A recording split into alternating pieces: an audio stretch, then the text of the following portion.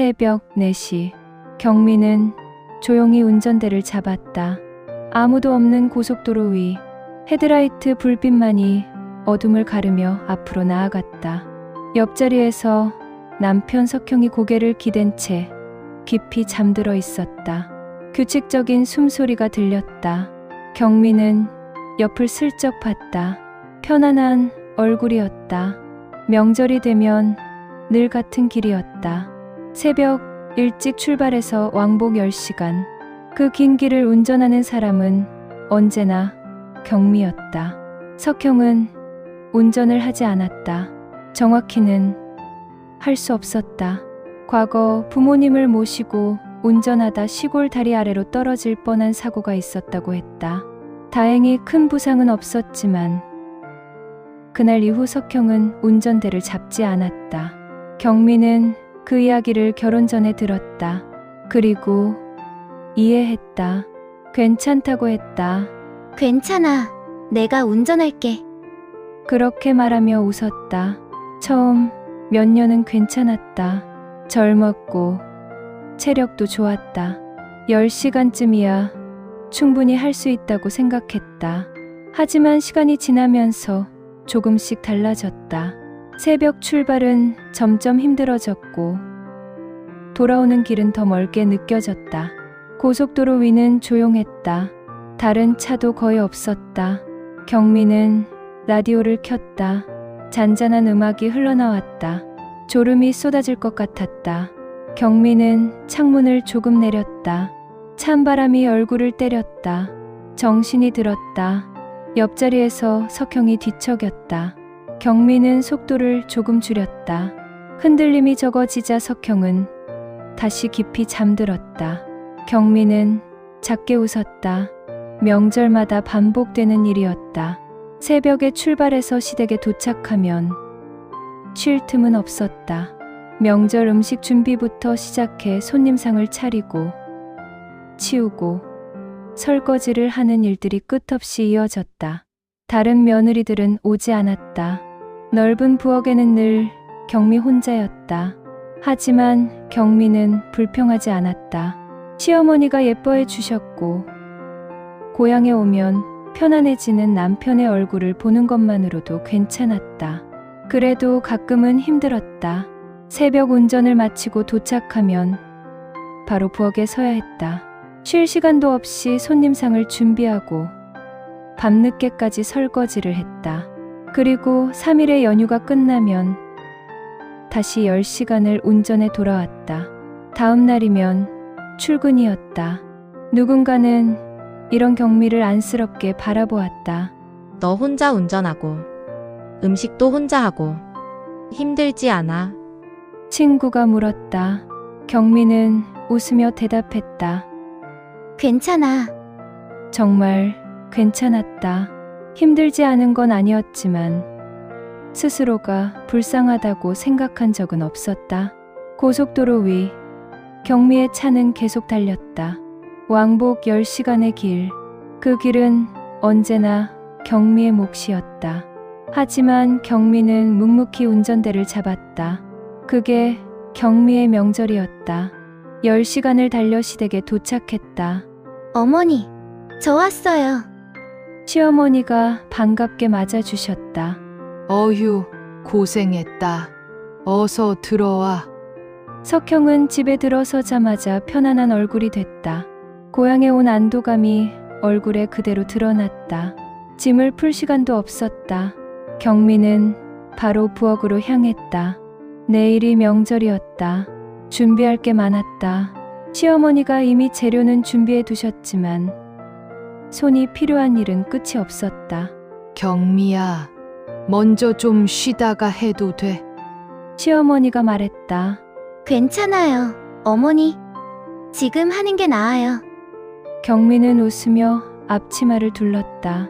넓은 부엌, 경미 혼자였다. 다른 며느리들은 오지 않았다. 큰아들 며느리는 친정에 간다고 했고 작은 아들은 아직 미혼이었다. 결국 명절 음식 준비는 경미와 시어머니 몫이었다. 하지만 시어머니는 나이가 드셔서 오래 서 계실 수 없었다. 어머니, 앉아 계세요. 제가 할게요. 경미는 시어머니를 거실로 모셨다. 그리고 혼자 부엌에 남았다. 전을 부쳤다. 동그랑땡, 생선전, 부추전, 기름 냄새가 집 안가득 퍼졌다. 손목이 아팠다. 하지만 멈출 수 없었다. 내일이면 손님들이 올 것이다. 밤 11시가 넘어서야 준비가 끝났다. 경미는 부엌 바닥에 주저앉았다. 온몸이 무거웠다. 새벽 4시에 일어나 10시간을 운전하고 도착하자마자 부엌에 섰다. 쉬지 않고 일한 하루였다. 당일 새벽부터 다시 부엌에 섰다. 차례 음식을 상에 올려야 했다. 경미는 교회를 다녔지만 시어머니 곁에서 조용히 손을 보탰다. 어머니, 이건 여기 놓으면 되죠? 그래, 고맙다. 시어머니의 손이 떨렸다. 나이가 드니 힘든 게 보였다. 경미는 시어머니의 손을 잡았다. 제가 할게요. 어머니는 좀 쉬세요.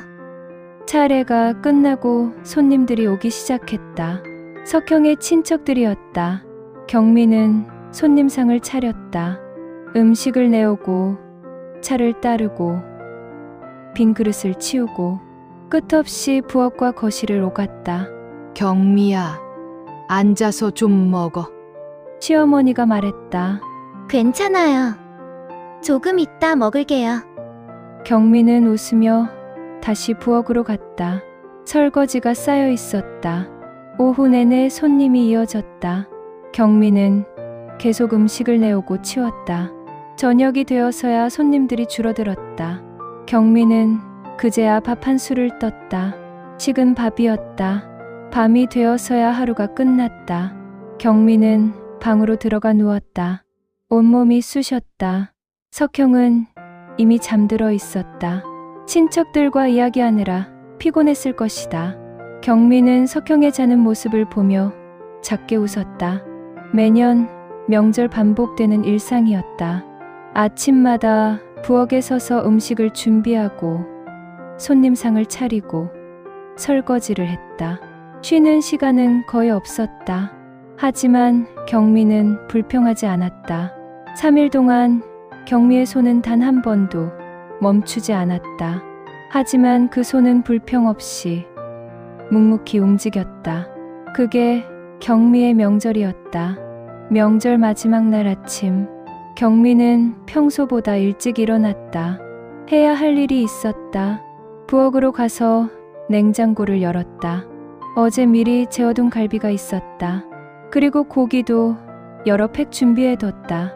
경미는 하나하나 냉장고 안에 정리했다. 시어머니가 보기 쉽게, 꺼내기 편하게. 경미야, 거기서 뭐해? 석형이 부엌으로 들어왔다. 어머니 드시라고 고기 넣어드리는 거야. 어제도 넣었잖아. 이건 좀 더 넣는 거야. 어머니, 혼자 계시니까. 석형은 아무 말 없이 고개를 끄덕였다. 냉장고를 가득 채우고 나서 경미는 가방을 열었다. 준비해온 봉투가 있었다. 얼마 되지 않는 돈이었지만 경미는 매번 챙겨왔다. 시어머니가 거실로 나오셨다. 벌써 일어났네. 네, 어머니. 차가 막힐까봐 서둘러 준비해야 해서요. 경미는 시어머니 옆으로 다가갔다. 그리고 조심스럽게 봉투를 꺼냈다. 어머니, 이거 쓰세요. 아이고, 이걸 왜 안 받아? 올 때마다 왜 자꾸 이런 걸 쥐어줘? 시어머니가 손사래를 치셨다. 어머니, 제가 드리고 싶어서요. 받아주세요. 이거 정말 얼마 안 되는 거예요. 경미는 시어머니 손에 봉투를 쥐어드렸다. 시어머니는 한참을 봉투를 보시다가 말했다. 경미야, 너 힘들잖아. 이런 거 안 해도 돼. 아니에요. 어머니, 무슨 말씀을요? 제가 하고 싶어서 하는 거예요. 어머니, 꼭 맛있는 거 사 드세요. 시어머니의 눈가가 붉어졌다. 고맙다, 경미야, 그 말을 들으며 경미는 웃었다. 친구들은 가끔 물었다. 너 명절 때 혼자 다 하잖아. 힘들지 않아? 괜찮아. 솔직히 너 가끔은 불쌍해 보여. 경미는 그 말을 들을 때마다 웃었다. 불쌍하다. 누군가는 그렇게 말했다. 새벽 4시에 일어나 10시간을 운전하고 3일 동안 부엌에서만 있는 경미를 보며, 하지만 경미는 그렇게 생각하지 않았다. 자신을 예뻐해 주시는 시어머니가 있었다. 명절마다 경미의 손을 꼭 잡아주시며 고맙다고 말씀해 주시는 시어머니. 그 한마디면 충분했다. 그리고 사랑하는 남편이 있었다. 석형은 세심하게 경미의 고단함을 챙기는 사람은 아니었다. 하지만 고향에 오면 편안한 얼굴로 웃었다. 가족을 만난 기쁨에 행복해하는 모습. 그 표정을 보는 것만으로도 경미는 괜찮았다. 그런 남편이 경미에게는 그저 귀엽게 느껴졌다. 석형이 차에 짐을 싣고 있었다. 경미는 시어머니와 현관 앞에 서 있었다. 어머니, 냉장고에 고기 많이 넣어뒀어요. 꼭 드셔야 해요. 알았어. 고마워. 갈비도 재워뒀으니까 구워 드시면 돼요. 그래, 알았어. 시어머니는 눈물을 훔치며 경미의 손을 꼭 잡았다. 그 손이 따뜻했다. 주름진 손이었지만 경미를 꼭 잡아주는 그 힘이 느껴졌다. 경미는 그 순간을 오래 기억하고 싶었다. 어머니, 오래오래 건강하세요. 너도 운전 조심해. 네, 어머니. 갈게요. 차에 탔다. 시어머니는 현관 앞에 서서 손을 흔들고 계셨다. 경미는 창문을 내리고 손을 흔들었다. 어머니, 안녕히 계세요. 차가 출발했다. 백미러로 보니 시어머니가 계속 손을 흔들고 계셨다. 작아지는 모습을 보며 경미는 눈시울이 뜨거워졌다. 왜 그래? 석형이 물었다. 아니, 그냥 경미는 눈물을 닦았다. 어머니, 건강하셔야 할 텐데. 응, 괜찮으실 거야. 석형은 다시 눈을 감았다. 고속도로를 달리며 경미는 생각했다. 매번 명절마다 했던 일. 용돈을 드리고 고기를 냉장고에 채워두고 꼭 드시라고 말하는 것. 그게 경미가 할 수 있는 전부였다. 시어머니는 늘 받지 않으려 하셨다. 이런 거 안 해도 돼. 하지만 경미는 꼭 드렸다. 멀리 떨어져 사는 며느리가 할 수 있는 건 그것뿐이었으니까. 그 따뜻함을 그때는 몰랐다. 시어머니의 손이 얼마나 따뜻한지, 그 고맙다는 말이 얼마나 소중한지, 냉장고 가득 채운 고기를 시어머니가 얼마나 기뻐하셨는지 경미는 그때는 몰랐다. 그냥 당연한 일이라고 생각했다. 며느리니까, 가족이니까, 그래서 하는 거라고. 다음 날 경미는 출근했다. 피곤했지만 일상으로 돌아왔다. 동료가 물었다. 명절 잘 보냈어? 응, 잘 보냈어. 힘들었겠다. 괜찮아. 늘 하던 일인데 뭘. 경미는 웃으며 대답했다. 그리고 경미는 알고 있었다. 자신은 불쌍하지 않다는 것을, 오히려 사랑받고 있다는 것을. 그것으로 충분했다. 시간이 흘렀다. 어느새 몇 년이 지났다. 명절이 왔지만 이제는 갈 곳이 없었다. 시어머니는 2년 전 겨울에 돌아가셨다. 조용히 잠드시듯. 경미는 그날을 또렷이 기억한다. 병원에서 시어머니의 손을 잡고 있었다. 경미야, 마지막으로 경미를 부르시던 그 목소리. 네, 어머니. 고마웠어. 그게 마지막 말씀이었다. 명절 아침 경미는 조용한 집 안에서 창밖을 바라봤다. 예전 같았으면 벌써 고속도로를 달리고 있을 시간이었다. 새벽 4시에 일어나 운전대를 잡았을 시간. 하지만 지금은 그럴 필요가 없었다. 갈 곳이 없으니까 석형이 거실로 나왔다. 오늘 뭐 할까? 글쎄, 집에서 그냥 좀 쉴까? 그래, 그러자. 둘은 조용히 아침을 먹었다. 간단한 식사였다. 예전처럼 온갖 명절 음식을 준비할 필요도 없었다. 차례상을 차릴 일도 없었다. 식사를 마치고 경미는 설거지를 했다. 그릇 몇 개뿐이었다. 금방 끝났다. 예전에는 명절 내내 설거지를 했는데 지금은 10분이면 끝나는 일이었다. 경미는 소파에 앉아 멍하니 TV를 봤다. 편했다. 새벽 운전도 없고 끝없는 부엌일도 없고 손님 맞을 일도 없었다. 하지만 마음 한편이 텅 빈 것 같았다. 경미는 눈을 감았다. 그때는 그렇게 힘들었는데 새벽 4시에 일어나는 것도 10시간 운전하는 것도 3일 내내 부엌에 서는 것도 모두 힘들었다. 표현하지 않았지만 피곤하고 지칠 때도 많았다. 하지만 지금은 그 시간이 그리웠다. 왜 그래? 석형이 또 한 번 물었다. 아니, 그냥 경미는 눈을 떴다. 어머니, 생각났어. 명절이니까. 석형도 고개를 끄덕였다.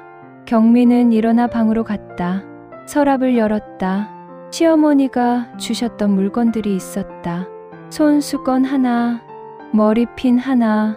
경미야, 이거 예쁘지? 내가 써.